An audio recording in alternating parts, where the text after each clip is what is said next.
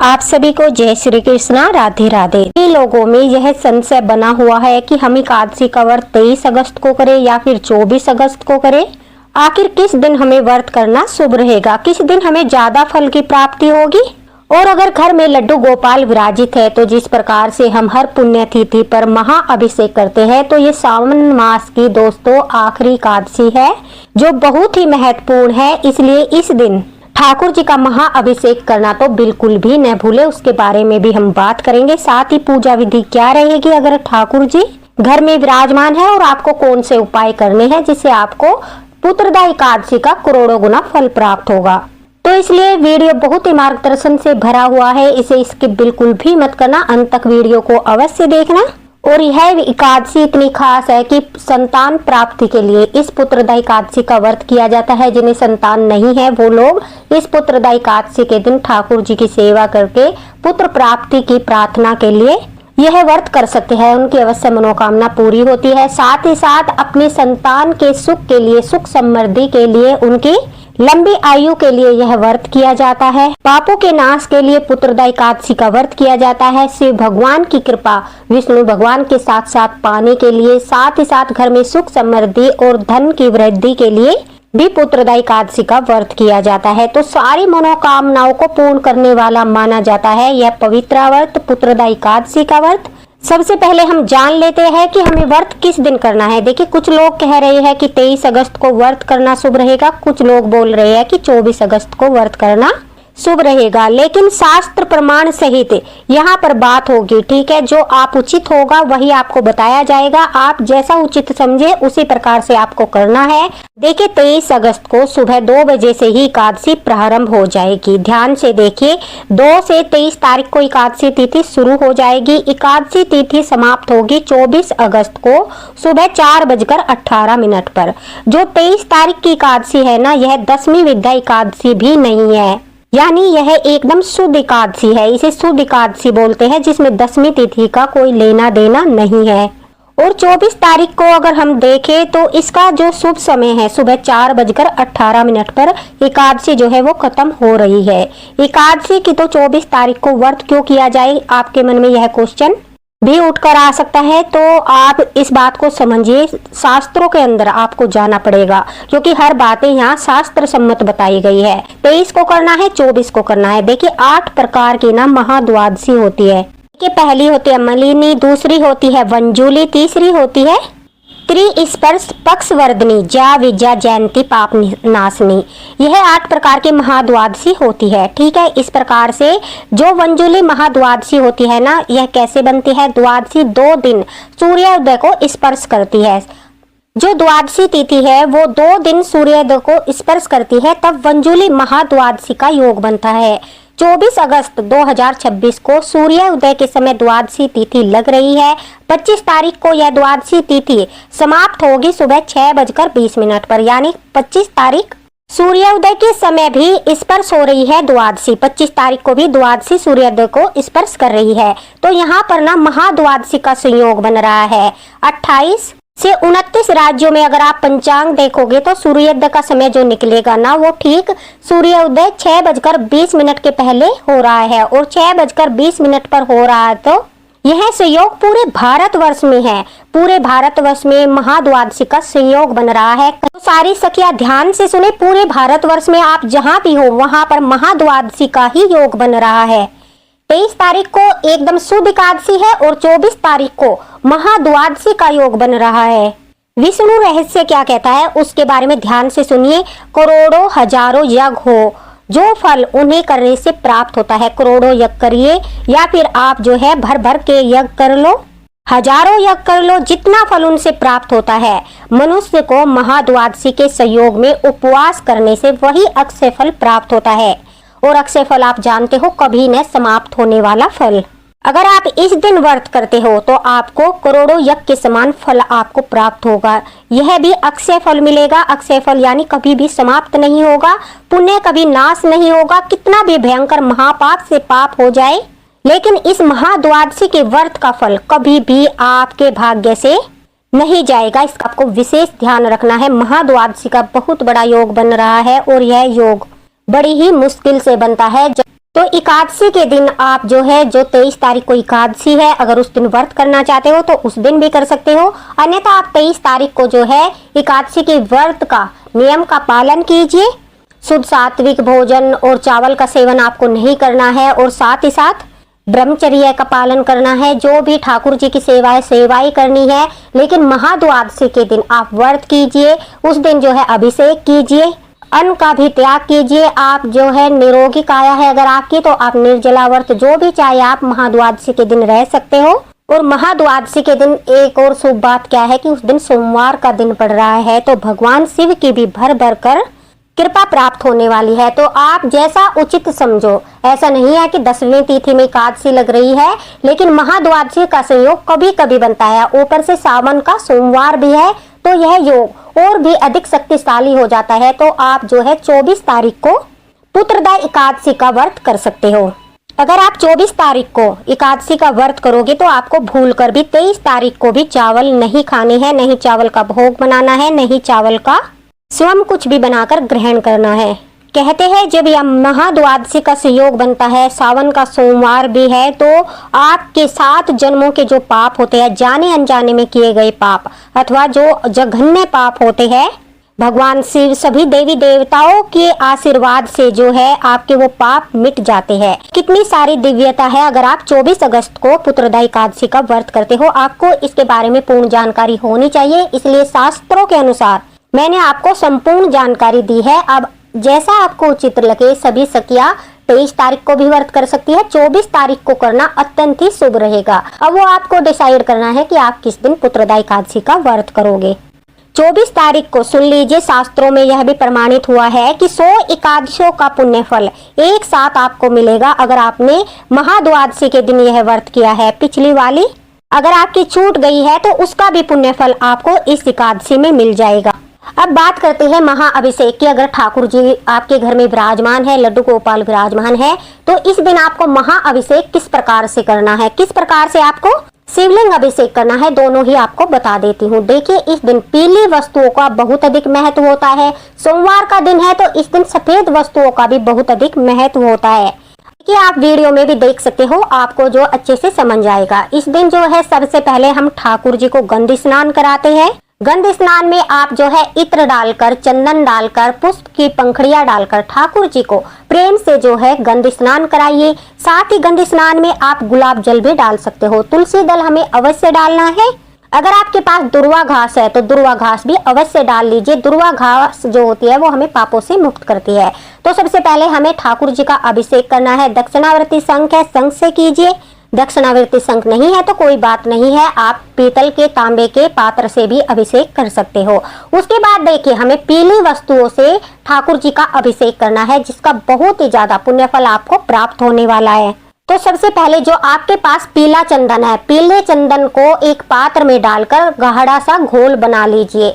उस घोल को बनाने के बाद उसी से हम ठाकुर जी का चंदन अभिषेक करते हैं। और यह चंदन अभिषेक आपको करोड़ों से भी करोड़ों पापों से मुक्त करेगा। साथ ही साथ भर भर के ठाकुर जी की कृपा प्राप्त होगी। चंदन अभिषेक ठाकुर जी को इतना प्रिय है, ऊपर से पुत्रदायी एकादशी है। अगर आप ठाकुर जी को पुत्र रूप में सेवा करते हो तो इसका दिव्य फल आपको बहुत ही अधिक मिलने वाला है। साथ ही साथ पुत्र भाव रखते हुए, भले ही आप किसी भी रूप में ठाकुर जी की सेवा करते हो, लेकिन पुत्रदायी एकादशी के दिन पुत्र भाव रखते हुए ठाकुर जी का यह अभिषेक करें। चंदन से अभिषेक करते समय आपको बोलना है, ओम श्री कृष्णाय नमः चंदन समर्प्यामि।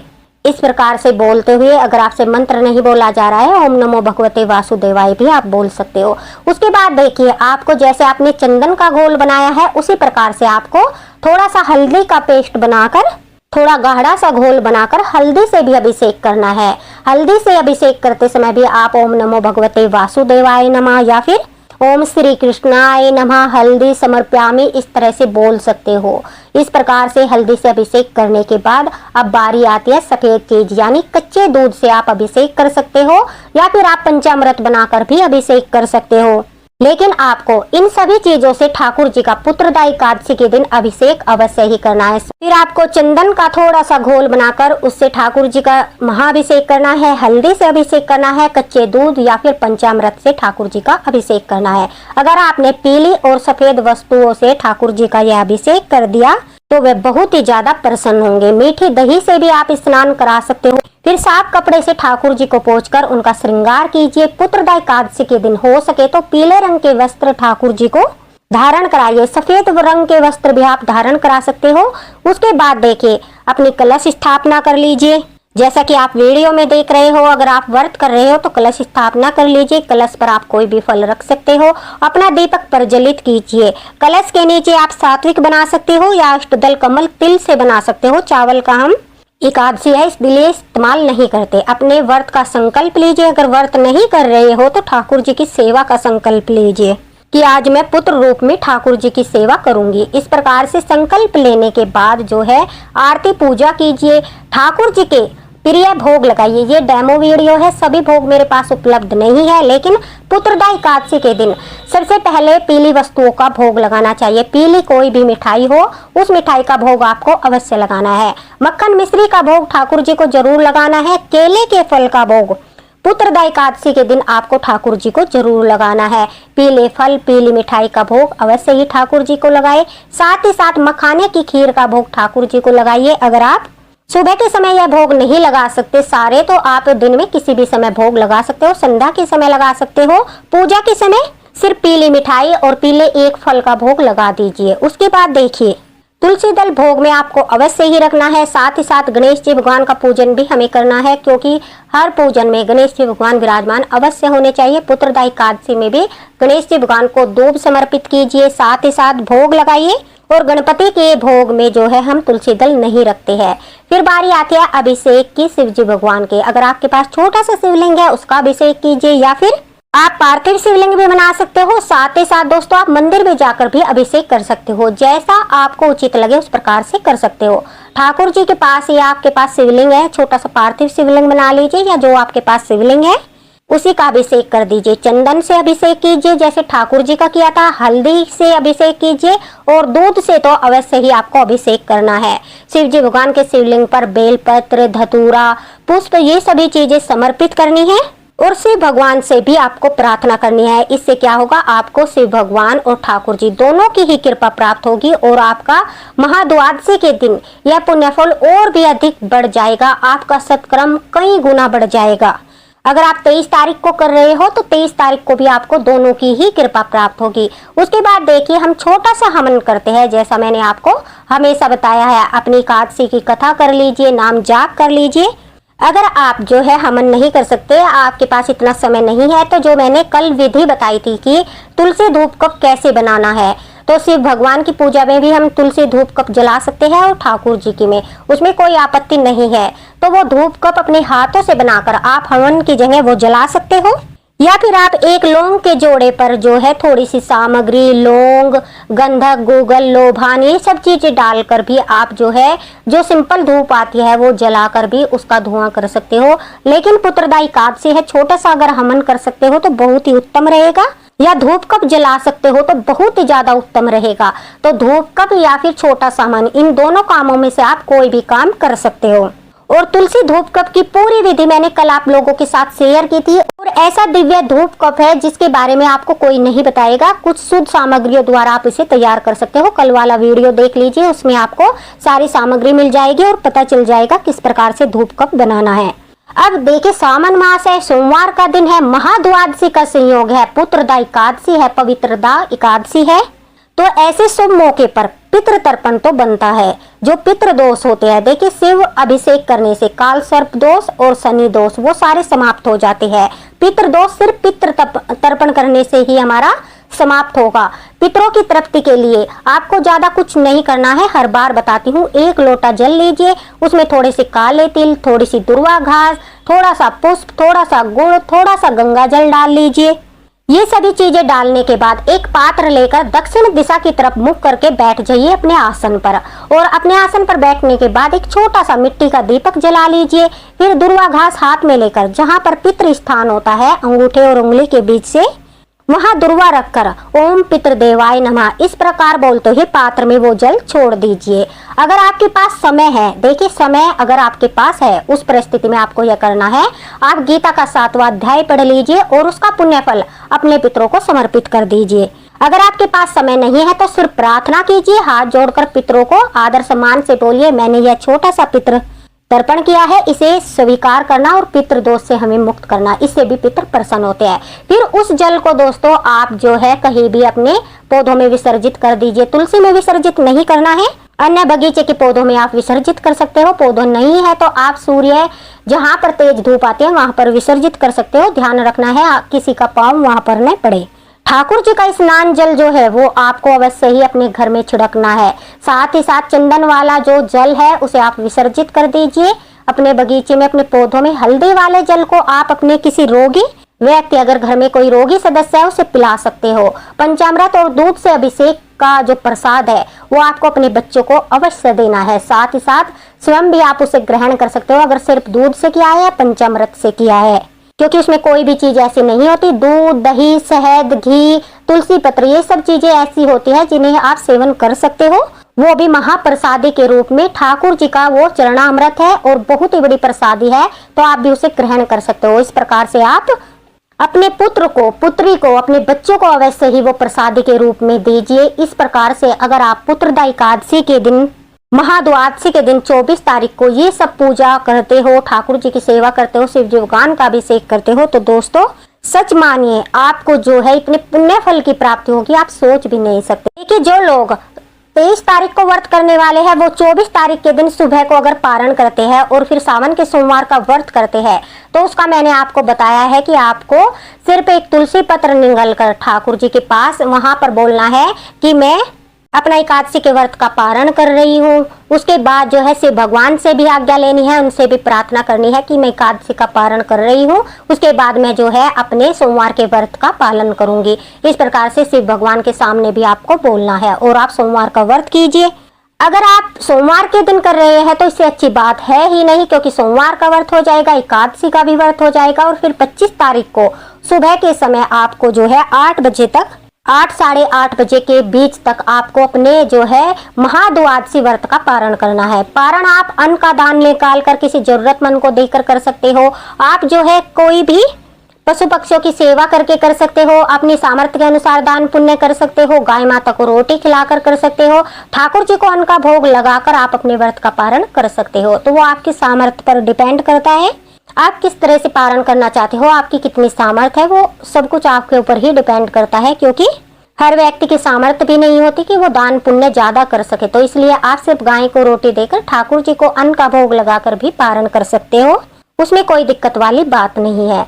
तो देखिए ये थे पुत्रदा एकादशी के सारे नियम, सारी पूजा विधि, और आपका यह जो संशय था कि आप 23 तारीख को करो या 24 तारीख को, वो भी दूर हो गया होगा। अब भी आपके मन में कोई बात है तो आप कमेंट बॉक्स में पूछ सकते हो, आपको तुरंत रिप्लाई मिलेगा। मैं तो देखिए 24 तारीख को महाद्वादशी के दिन ही व्रत करूंगी, बाकी आप देख लेना आपको क्या उचित लगता है, क्योंकि 23 तारीख को भी पवित्र एकादशी है, लेकिन 24 तारीख को महाद्वादशी है जैसा कि मैंने बताया, और सावन का सोमवार भी है।